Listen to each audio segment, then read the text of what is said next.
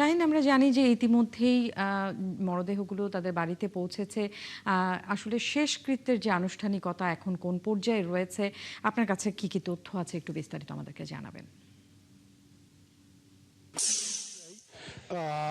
10টার মধ্যে 4টি মরদেহ আসার কথা এবং পৌঁছাবে এরকমের তথ্য আমরা জেনেছি এবং পরিবারের পক্ষ থেকে বলা হয়েছে। তো আপনাকে বলে রাখি, আসলে যে 4টি মরদেহ কুষ্টিয়া আসছে তার মধ্যে 2জনকে আসলে কুষ্টিয়া যে মহাশ্মশান আছে সেখানে আসলে সমাধিস্থ করা হবে এবং বাদবাকি যে 2জন দেবাশিস দত্তর শ্বশুর এবং তার স্ত্রীকে ধর্মীয় অনুযায়ী আসলে কুষ্টিয়া পৌর কবরস্থানে সমাধি দাফন করা হবে।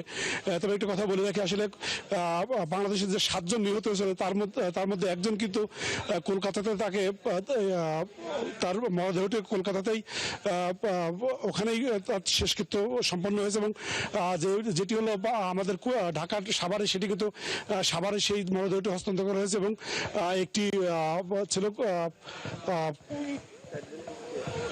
4জন কুষ্টিয়া যে মোট 7জনের মধ্যে একজন ইন্ডিয়াতে এবং 6জন বাংলাদেশে এসেছে। তার মধ্যে 4জন কুষ্টিয়ার, 2জনকে পৌর গোরস্থান এবং 2জনকে আসলে মহাশ্মশানেই সমাধিস্থ করা হবে তথ্য আমার কাছে আছে। তবে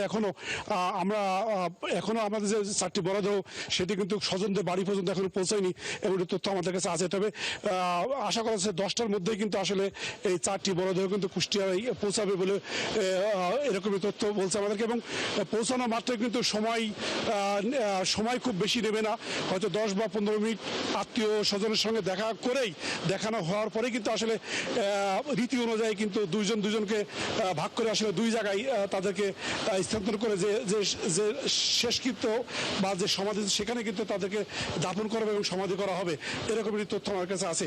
ন্যান্সি। শাহীন, আপনাকে ধন্যবাদ। দর্শক, শাহীন আলী আমাদেরকে কুষ্টিয়া থেকে জানাচ্ছেন যে কলকাতা আবাসিক হোটেলে অগ্নিকাণ্ডে নিহত 7জনের বিষয়ে যেই আপডেট রয়েছে সেই আপডেট আমাদেরকে তিনি জানাচ্ছিলেন।